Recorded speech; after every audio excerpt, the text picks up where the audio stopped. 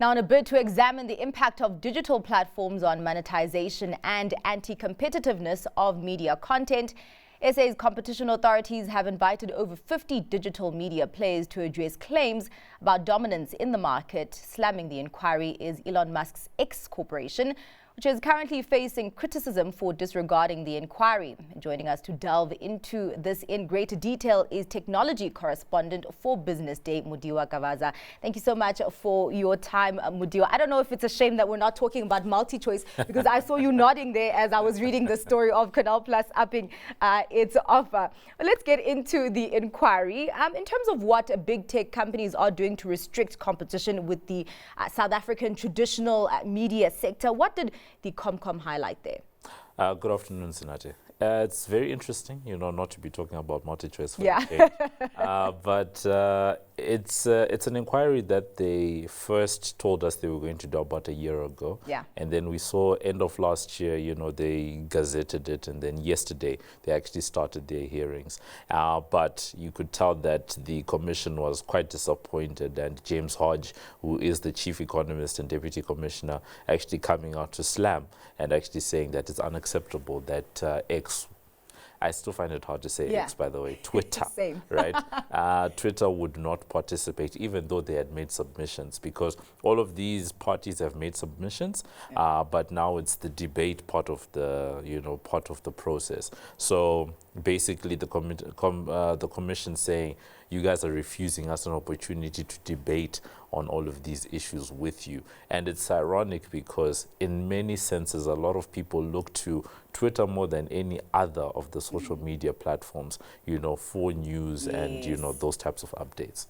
Do they actually have a choice in not participating in this debate? But also, what are they saying? Why aren't they there? Well, for now, all we can gather is that it's for legal reasons.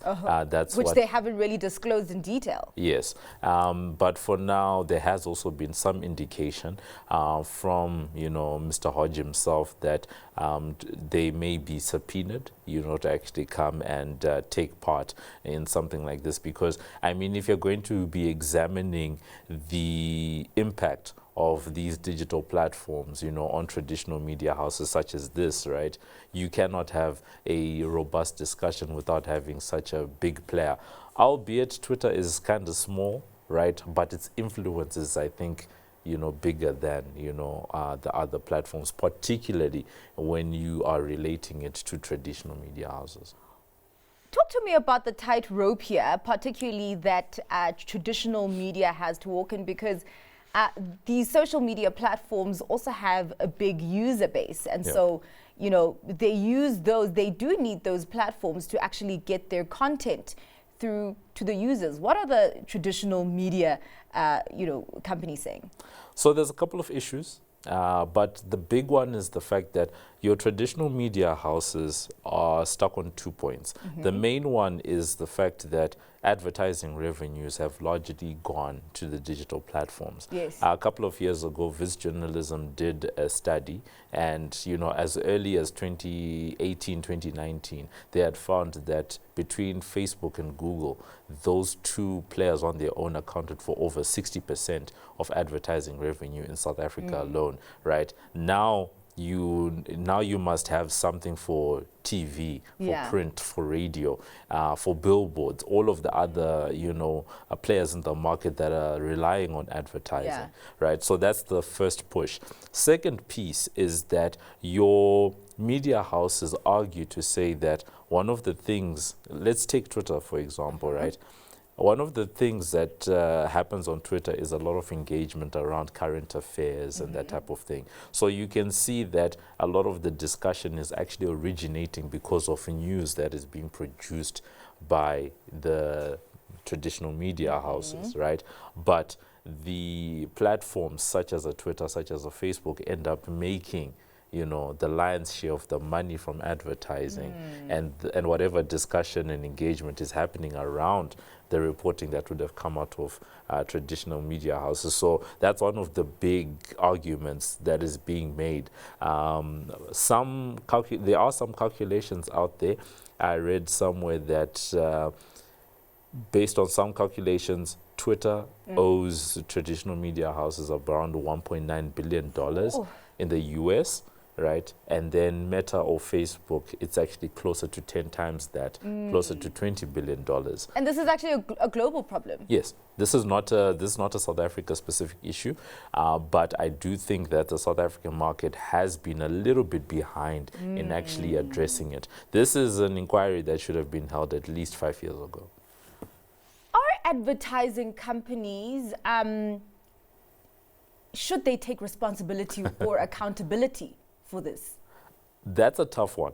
And I say it's a tough one because at the end of the day, business is business, right? Yeah. You'll see that as part of the inquiry, there are actually advertising agencies and media buying houses that are part of this inquiry, because those parties tend to advise as to where businesses should be putting their adverts, that type of thing. But honestly, if you're looking for the eyeballs, right, then it only makes sense that you send people to a Google, to a Facebook, to a Twitter and Instagram, whatever those platforms are.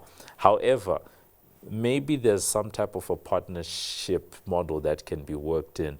Funny enough, I can draw a parallel for you. Mobile operators are actually going through this right now.